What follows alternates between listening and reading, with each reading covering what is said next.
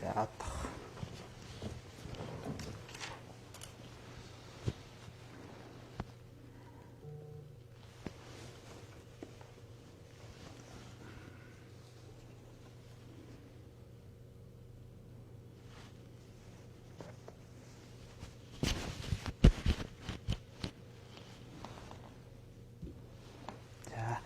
За сайн байцгаана уу хүндэт үзэгчдээ та бүхэнд өдрийн мэнд хүргэе. Тэгэхээр өнөөдөр Монголын залуучдын холбоон дээр бид бүхэн хүрэлцээрсэн байна. Ингээд Монголын залуучдын холбооны ерөнхийлөгч Билгүүтэйтэй уулзч ярилцахад бэлэн болсон байна. За өнөөдрийн манай шууд ярилцлага бол хот мэдээний сайтын үндсэн пэйжээр болон хөгжүүлэгчдийн холбооны пэйжүүдээр давхар цацагдах болно. Ингээд та бүхэндээ баярлалаа.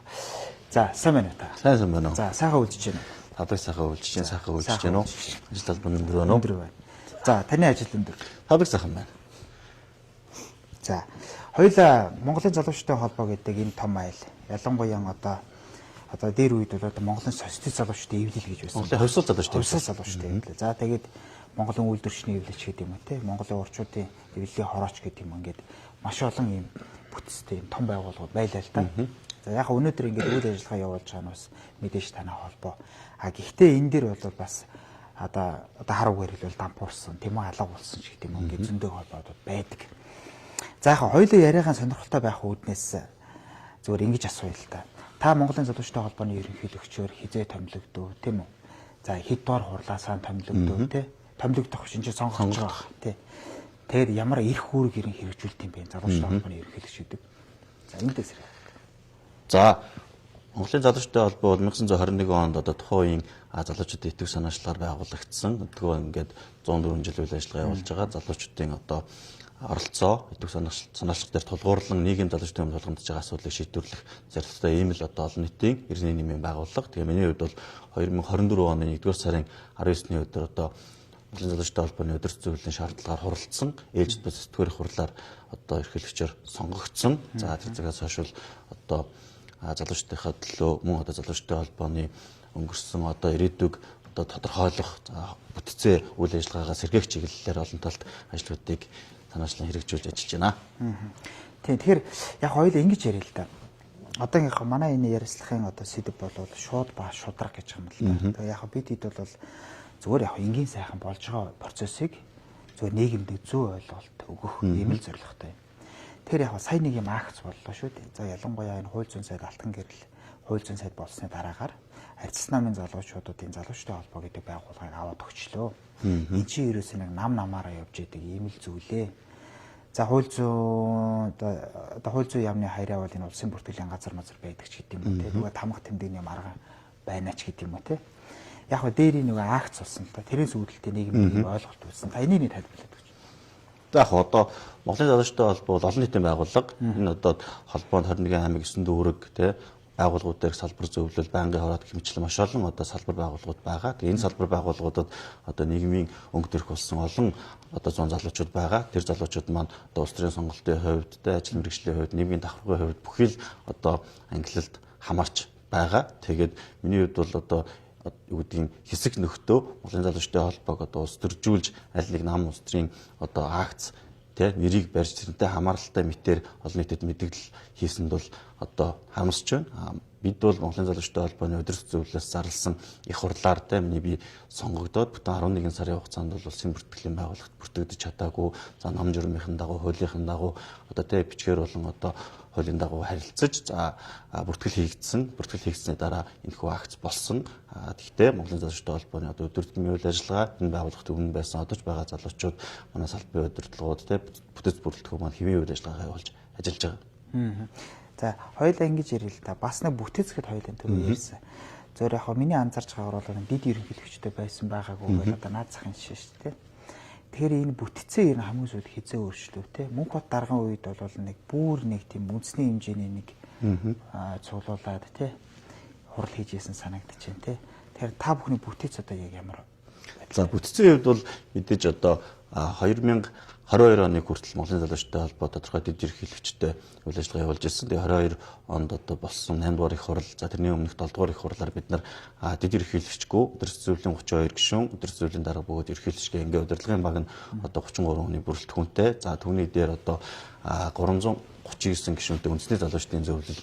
За тэрний дээр нь их хурал байхаар ийм одоо дүрмжлэгдсэн, дүрмэн дээр заасан бүтэцтэй. Тэгээд одоо өөрөөр хэлсэнчлэн 2015 онд анхны үндэсний залуучдын зөвлөлийн одоо сонгуул зохион байгуулагдаж 339 гишүүн сонгогдсон. За тэр цагаас хойш 10 жилийн хугацаанд сонгогдож чадаагүй, сонгогдоогүй үеийн удирдлагууд нь одоо үндэсний залуучдын зөвлөлийнхөө нөхөн сонгуул ортооцтой шинжилгээг хийж чадаагүй. Тэгээд бидний хувьд бол 2025 оны 2 дугаар сарын 24-нд бас үндэсний залуучдын зөвлөлийнхөө ээлжид хурлыг зарласан байгаа. Яг одоо бол одоо сонгон шалралтын үйл ажиллагаа явагдаж байна. За энэ үндэсний залуучдын зөвлөл гэдэг байгууллага нь ямар өчтөй одоо байгууллага вэ гэхээр 339 залуу сонгогддог. Түүний 113 нь одоо олон нийтээс буюу нийгмээс манлайлагч залуучууд орж ирнэ. 226 нь Монголын залуучдын холбооны бүтцийн бүх шатны одоо салбар нэгжээс тодорхой тогтоосон квотын дагуу орж ирээд ингээд Монголын залуучдын холбооны одоо дунд хугацааны стратеги, бодлого төлөвлөлтийг хийж өдөрс зөвлөж, чиглэл өгдөг, шийдвэр гаргадаг, дүрмдээ өөрчлөлт оруулдаг, тодорхой ажиллах журмуудыг баталдаг ийм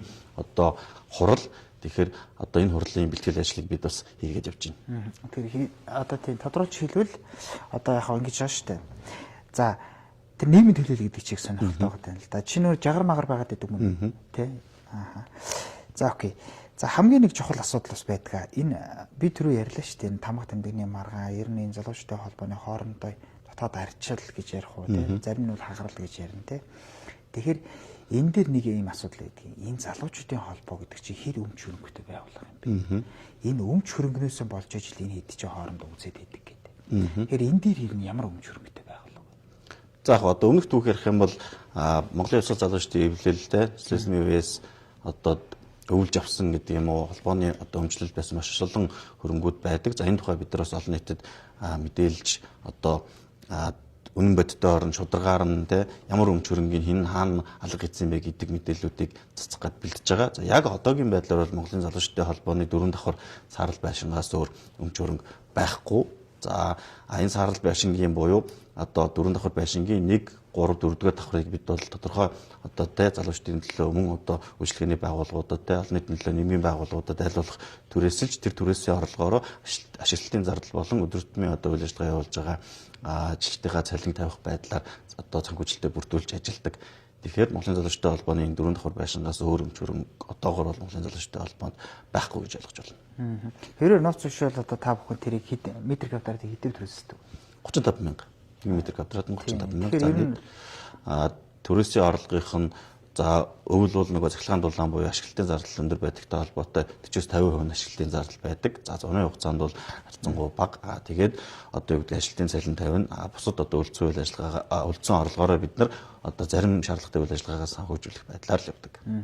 Ерөнхийдөө яг одоо ингээд энэ хотын А бус гэхэд бол хямд тус биш шүү дээ тий. Зарим газар бол өнгөтэй байх жишээ тий. За ойлголоо. Хоёулаа энэ асуудлыг ингээд нэм хурлаад дараагийнх нь бол ийм байгаа юм л та. За аливаа нэгэн албан байгууллага бол ерөөсөө явж хөгжиж ирсэн түүхэн зам гэж байна тийм үү. Одоо жишээ нь за яг одоо ингээд социализмын үед байсан байгууллага гэхээс илүү энэ арчил өгсөн 34 жилийн түүхийг эргээд харъя л та тий. Тэгэхээр танай байгууллага ер нь одоо ингээд эргээд нэг харахад ямар шуухан алдаа оног туулаад ирсэн байна тийм үү. Ялангуяа энэ нэг залуучуудын улс төржүүлдэг, нам дагуулдаг, нам одоо цүнх бариулдаг ч гэдэг юм уу те. Энэ бүх юмны чинь гол одоо тэр амбиц нь та нарыг гэж хүмүүс яриад шүү дээ. Тэр энэ дээр нэг тодорхой олгодог. Яг бид бол нийгэм залуучдын өмнө тулгамдж байгаа ямар нэгэн асуудлыг шийдчихье те нэг ч гэсэн эерэг өөрчлөлийг нийгэмд авчирэл гэж зорж байгаа юм л байгууллага. Тэгээд түүнийг яаж хийдэг вөхөр дахиад залуучуудаараа дамжуулж хийдэг те. Өөрөөр хэлбэл залуучуудын тэр оролцоо, итгэх санаачлага те залуучуудын өөрсдөө тулгамдаад байгаа асуудлыг шийдвэрлэх тэр зорилттой хүрээнд түүнийг нь дэмжиж те тэрийг нь одоо шийдвэр гаргах төвшөнд хүргэж тэрийг ямар нэгэн ажил болгохын төлөө ажилдаг. За дээрэс нь одоо нийгмийг ингээгээрүүлэх хандлагыг одоо те залуучдын хандлагыг өөрчлөх хэмжлээ ингээд олон талд арах хэмжээнүүдийг зохион байгуулдаг. Тэгэхээр нөгөө талд нь энэ бүх үйл ажиллагаанд залуучууд оролцож байгаа тийм. Тэгэхээр өнөөдөр одоо юу гэдэг Монголын залуучдын холбоог төрөл бүрээр шүүмжилж байгаа. Төрөл бүрээр хүмүүс одоо тийм сөрөг болон эерэг ойлголтуудтай байгаа. Тэр эерэг сөрөг ойлголтууд бүхэн өнөөдрийн нийгмийн өнөөдрийн залуучдын тусгал гэж харах хэрэгтэй. Өөрөөр хэлбэл энд тийм залуучууд л ажиллаж байна. Бүх нам мөстрийн одоо байгууллагт гишүүнчлэлтэй гэдэг юм уу те тодорхой карьертай, тодорхой бизнестэй те олон нийтийн байгууллагад ажилладаг залуучуудын төлөөлөл бүгд л байна те. Бид хамтраад нэгдээд нийгмийн төлөө залуучуудын төлөө юм хийчээ гэж зорддог ийм л байгууллага. Мэдээж одоо юу гэдгийг тэр хүмүүсийн карьер гэдэг юм уу эсвэл залуучдын байгууллагад өмнө байсан одоо байгаа залуучуудын улс төрийн болоод нийгмийн байр суурийг хараад улс төржүүлж ойлгох те энэ байгууллагад байгаа залуучууд илүү улс төрөлтэй хамааралтай байна гэж ойлгож болно. Тэгээ тэр нь үнэн тийм байгаа. Гэхдээ одоо жишээл миний хувьд бол 2012 оноос эхлээд залуучдын байгууллагт одоо те тодорхой албан тушаалууд дээр ажиллалаа. Энэ хугацаанд бол аль болох улс төрчихгүй, нөгөө талд нь байгууллага улс төржүүлэхгүй, тэ Монголын залуучдын холбоог одоо дөрмийнх нь хүрээнд тодорхой зарчмынх нь хүрээнд үйл ажиллагаагийн цаашаа хэвийн үргэлжлүүлчих гэдэг ийм л бодолтой зорилготой ажиллаж байгаа. Тий. Одоо ингээд яг би ингээд танаас асуулт асууж яхад бол хоёулаа ингэж явж байгаа. Нэг бол одоо ингээд залуучдын холбоо гэж яагаад, нэг болохоор ингээд ерөнхийдөө агуулгын хувьд яриад байгаа юм байна. Би бас амхандаа л ингээд асуултаа сөөжлүүлэх гэж яваад байгаа шүү гэж бас тань хэлээ. За хоёулаа ингээд өнгөрснөө бас ингээд ярьлаа. Гэтэл та түрүүн бас их чухал юм ярьлаа л да. Одоо 2 жилийн хугацаанд залуучдын холбооны ерөнхийлөгчийг сонгодог одоо болчиход болсон гэх тээ. Тэгэхээр энэ одоо дөрвөн маань хизэнээс хэрэгжүү. Ер нь та бүхэн энийг зөвгөж харж байна уу? Бусад ер нь жишээ бол 4 жил байдаг шүү дээ. Тэгээ яг 2 жил бол талцаад хэрэлдээ дуусна гэд. Би энэ байгаль орчны эзний зөвлөл дээр бас нэг юм яриа өрнөжсэн болохоор би бас танаас асууад байна. Яг энэ удаан хурдандаа бол одоо ач холбогдол өрөлмөл хугацааны 2 байна уу 4 байна уу одоо тэр нь бол ач холбогдол багтай. Одоо олон нийтийн байгууллага жишээ нь одоо дурдах юм бол Монгол нэлээд төвтэй үйл ажиллагаа явуулж байгаа залуучдын байгууллага GCI магадгүй те жил бүр ротац хийж байгаа. Тэр нь ротацийн асуудал те нөгөө шинжлэгдэх шинэ өнгө төрх гарах тэгээд тодорхой хугацаанд богино байх тусам тэр цаг хугацааг одоо те юудгийн үнцэнтэйгээр ашиглах ийм боломжийг л олгож өгч байгаа. Тэгээд Монголын залуучдын холбооны 2021 он 22 онд хуралдсан 7-8 дугаар их хурлуудын үеэр Монголын залуучдын холбооны одоо бүх сонгуульт албан тушаалын сонгуульт хугацааны жилийг 2 жил болгоцсон. За энэ 2 жилийн хугацааг бол бид юу гэж үзэж байгаа вэхээр манлайлалын хугацаа тий энэ манлайлалынхаа хугацаанд одоо хийсэн зорьсон тий одоо ажлуудаа хийж бүтээгээд ингээд дараагийнхаа үед тий дараагийнхаа залуучуудад дараагийнхаа одоо тий нөхөддөө гэдгийн үүрэг хариуцлага хүлээлгэж өгөөд тий манлайлалаа шилжүүлж өгөөд ингээд цаашаа явах хэрэгтэй. Зөв гашуун туршлагаа ярихад юу гэдгийг тий 4 жилийн хугацаатай сонгогдож байгаа. Тэрнээс одоо удаан юу гэдгийг солигддоггүй хурлаа ядгүй ийм төвхүүд бол байгаа. Тийм учраас тэрнээс аль болох сэргийлэхийн тулд бид энэ 4 жилийн хугацааг 4 жилээр нэг удаа сонгогдоод дахин нэг үлддэг байсныг нь 2 жилээр сонгогдоод дахин нэг үлддэг болгож өөрчилсөн байна. Тэгээ мөнх хот дараа хэдэн жил хийлээ? За мөнхөд ерөнхийлөгчөд нэг 8. Тийм баг. 8 жил хийсэн. За хоёулаа хамгийн гол чухал асуудал нь бол ийм л байна л да. Одоо ингээд та за ингээд би бол таныг л ойлгож байгаагаар бүр их хугацааш одоо жилийн дараа тийм үү? Ерөнхийдөө ингээд яах гэж байна. Тэгээд жил гэдэг чинь бас их юм хийдэг хүнд бол богино хугацаа, юм хийдэг хүнд бол урт хугацаач гэдэг юм тийм. Тэр яг таны хувьд яг та юу хийх зорж байна? За Монголын залуучдын холбооны төрийн бяс дурдсан дунд хугацааны стратеги буюу энэ гол бодлогын баримтчгийг үндэсний залуучдын зөвлөл маань баталдаг. Тэгээ одоо бид нар 2 дугаар сарын 24-ний өдөр үндэсний залуучдын зөвлөлөөр энэхүү одоо дунд хугацааныхаа стратеги төлөвлөгөө болоод 25 оны үйл ажиллагааны ерхий төлөвлөгөөгөө батлуулна. За үндсэндээ ерхийлөгчийн хувьд зорж байгаа зүйл бол за нэгдүгээрт нь оюутан залуучуудаар чиглэсэн нэг том санаачлалыг гаргаад одоо бас саналуудаа хөрвүүлээд явж байна. Тэрний юу вэ гэхээр нийгэмд одоо оюутнуудын дунд ялангуяа цагийн ажил гэж ойлголт байдаг. Тэгээ өнөөдрийн одоо манай нийгмийн даатгалын багц хуульд одоо заасанчлан нийгмийн даатгалыг одоо хөдөлмөр эрхэлжил байгаа бол хүн болгоноос одоо шууд татж байгаа. Шууд одоо нийгмийн даатгалаа төлөх хэрэгтэй. За тэр нь ажил хаагч буюу ажил хийж байгаа ажилтнаас тодорхой хувь хэмжээг авж байгаа.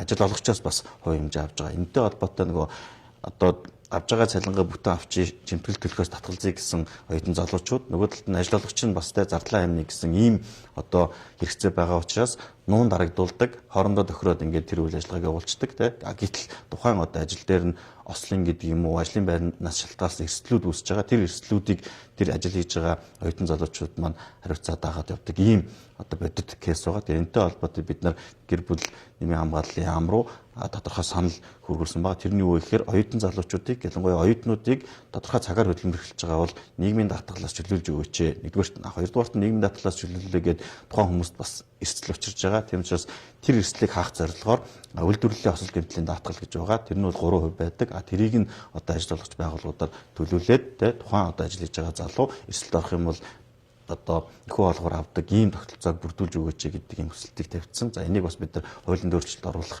хүртэл нь хичээж ажиллана. За нөгөө талаар 2025 оныг бол Монголын залуучуудын холбоо үндсэндээ энэ залуучдын дунд байгаа төрөл бүрийн донтолтын эсрэг жил болгон зарлж донтолтыг залуучдын нийгэм тулгамдж байгаа хамгийн том өнөөдрийн хэмжээнд хамгийн том дайсан байна гэж үзэж тэрний эсрэг ажиллаж байгаа. Тэгээд донтолт гэхээр хэдүүлэх зөв ойлгох хэрэгтэй. Олон төрлийн донтолт байна зөвхөн одоо юу гэдгийг нэг сэтгцэс нөлөөлөх, мансууруулах байдлаас арх тамхи гэж ойлгож болохгүй. Энд дэлгэсний донтолт байна, захин мөрөөдтэй тоглоом байна. За тэгэл нөгөө цахилгаан тамхи одоо эмний донтолт байна гэх мэтлээ маш олон төрлийн донтолт нь өөрөө хитрхи залуучсан, өсвөр үеийнхөө орцсон энэ нь өөрөө залуучуудын тэр нийгмийн амьдралын баталгаа ирээдүйг нь одоо харанхуй муухай болгох, буруу замаар оруулах гол хүчин зүйл болж байгаа. Тийм учраас донтолтын эсрэг нэлээд үйл ажиллагаагаа чиглүүлж ажиллая гэдэг ийм зорилттой байгаа. За энийгээ бас үндэсний залуучдын зөвлөлийн хурал дээр одоо тодорхой төлөвлөгөөгөө танилцуулаад батлуулаад ингээд ажиллахыг зорж байгаа. За баярлалаа. Тэгэхээр бас нэг асуулт байна. Энэ одоо ингэж байна шүү дээ. Одоо төрөөс ингээд залуучууд ингээд хууль мөл гэдэг ингээд янз янзын юмуд гаргаж тавьж байгаа шүү дээ. Ерөнхийдөө байгаа те. Тэгэхээр та бүхэн ер нь энэ төрийн баримталчаа бодлого юу гэж боддог вэ те? Энэ хууль эрх зүйн хувьд хангалттай юу гэдэм үү? Залуучуудад одоо хүрэхэд хууль эрх зүйн тал дээр нээлттэй энэ тал дээр та юу гэж боддог? Ямар бодолтой? За нээлттэй гэж бол хэлэхгүй. Гэхдээ өнөөдөр Монгол улс мэдээж бид нар эрх зүйн төрөөр амьдарч байгаа учраас хуулиар дагаж биелүүлэх шаардлагатай. За яг өнөөдрийн байдлаар бол залуучдын хөгжлийг дэмжих тухай хууль хэрэгжиж байгаа. За тэр хуулийн бас одоо нарийн зохицуултууд гэдэг юм уу залуучуудад өгөөчтэй, залуучуудад хэрэгтэй одоо зохицуултуудыг хийж чадж гин үгүй юу гэвэл би бол үгүй гэж хэлнэ. Нөгөө талд нь бас одоо энэ хууль тогтоохтой байгууллага хууль батлах явцад залуучдын оролцоо, сон санаачлаг дутмаг байна. Тэм учраас одоо үгүй л гэж хэлнэ. Мөнх хот даргын үед нэг лобби бүлэг гэдэг нэг байдаг. За улсын хурал дахь залуучдын дэмжих лобби бүлэг. Тэр мэр байгаа юу одоо юу болж байна? Тэр ажлыг үргэлжлүүлэх баг. Залуучдын холбооны одоо дөрмийн хувьд залуучдыг дэмжих одоо лобби бүлэг байх ёстой гэж заасан байгаа. За одоогийн байдлаар бол хараахан байгуулж амжаагүй. Ямар ч үндэсний залуучдын зөвлөлийн хурлын дараа бид нар илүү одоо 40-оос доош насны буюу залуу гишүүдээр тулгуурлаж санал тавьж залуучдыг дэмжих лобби бүлгийг улсын хуралд байгуулах. Нөгөө талд нь бас аймаг дүүрэг нийслэлийн иргэдийн хурлууд дээр лобби бүлгүүд байгуулах юм одоо төлөвлөгөө гаргацсан ажиллаж байгаа. Та тэр залуучдын яам байгуулах дээр хэр одоо бодолтой байдаг вэ? Ямар санаа бодолтой байдаг? Уу яг олон улсын жишгээр бол одоо залуучдын яамтай улс орнууд ч байна залуучдын асуудлаа бүр орхицсан улс орнууд ч байна. Зарим нь бол бүр одоо олон нийтийн байгууллагуудад даатгаад өгсөн. Тэр олон нийтийн байгууллагууд нь залуучдын одоо санал байгуулах, золон байгуулах хамтраад нэг одоо юм нэгдэл болоод залуучдын асуудлыг шийддэг юм олон кейс байгаа. Тэгээд яг өнөөдрийн нөхцөл байдалд бол соёл спорт аялал жуулчлал залуучдын яам гэдэг нэг яамны одоо нэг асуудал одоо хариуцах асуудал донд орцсон явж байгаа. Тэгээд залуучдын асуудлыг бас тусдам авч үзэх зайлшгүй шаардлага байгаа. Энийг бол одоо нөгөө хэлэх хэрэгтэй. Яагаад гэвэл Монгол улс бол залуучдын нийт улсын хүн амын насны бүлгээр наваад үзэхэд залуучдын цонх үедээ явж байгаа. Одоо улс орон. За энэ үеийг бид нар ашиглаж одоо олон бүтээн байгуулалтууд нийгмийн сайн сайхан болохгүй бол тодорхой цаг хугацааны дараа тэр залуучууд маань одоо хүн амын өсөлтөд шалтгаалаад ахмадынхаа инээнд шилжин өсөөсөөгүй. Нөгөө талд нь бас одоо хүн амын өсөлт хараахан өндөр биш байгаа учраас нийт нийгмийн одоо хүн амд эзлэх залуучдын тоо хэмжээ буурж байгаа юм тоо үзүүлэлтүүд байгаа. Тэгэхээр залуучдын асуудлыг яг өнөөдрийн төвшөнд бол чухалчилж авч үзэж залуучууд руу чиглэсэн төрөөс баримтлах одоо бодлогын баримт бичгүүдийг сайжруулах шаардлага байгаа. Тий. За баярлалаа. Ингээд та бүхэн ингээд ярилцлага өндөрлөх тийшээ хандж байна. Тэгээ би яг хамгийн сүүлд одоо Монголын залуучдын холбооны ерөнхийлөгч гэдэг энэ хүнтэй уулзсных нэг юм асуухгүй байж болохгүй. Гэхдээ энэ бол нэг талдаа асуулт биш. Учир юу гэвэл та энэ залуучуудад хандаж юу хэлхийг хүсдэг вэ? Яг ерөнхийлөгчийн хувьд тийм үү? Энэ асуудал иргэсэн одоо энэ мэргэжлийн холбооны хувьд тийм нэг манай залуучууд нэг ийм байгаад өгөөрэй гэдэг юм да. Ийм байхаа санаж гэдэг юм да. Ямар уриалга хэлэх вэ? Одоо Монгол хүн бүрт залуу хүн бүрт ямарваа нэгэн асуудал тулгамдж байгаа, надад ч тулгамдж байгаа та бүхэн ч тулгамдж байгаа. Тийм учраас тэдгээр асуудлуудыг ялангуяа энэ нийгмийн асуудлуудыг бид хамтдаа л шийднэ, хамтдаа л даван туулна. Тийм учраас одоо миний хувьд бол Монголын залуучдын холбооны үе таалга манай салбаруудын үе таалга бүгд одоо тий та бүхний өмнө нээлттэй байгаа. Тэгээд асуудлаа шийдэхийн тулд Монголын залуучуудын холбоон дээр бүгдээрээ хүрээд ирээчээ тий. Хэвлээ хамтдаа хэлэлцээд тодорхой шийдэл гаргаад ингээд хамтдаа нийгмийн бол ирээдүгэ өөрчлөё, хамтарч ажиллая л гэж хэлмээр байна. За баярлалаа. Ингээд таны ажилд амжилт хүсье. Баярлалаа, та бүхний ажиллаас амжилт хүсье. За баярлалаа. За баярлалаа үзэгчдээ. Тэгээд шууд ба шударга ярилцлах үгээр өндөрлөж байна. Ингээд тод мэдээ сэтгүүлч бэлгүүтэй байлаа. Баярлалаа.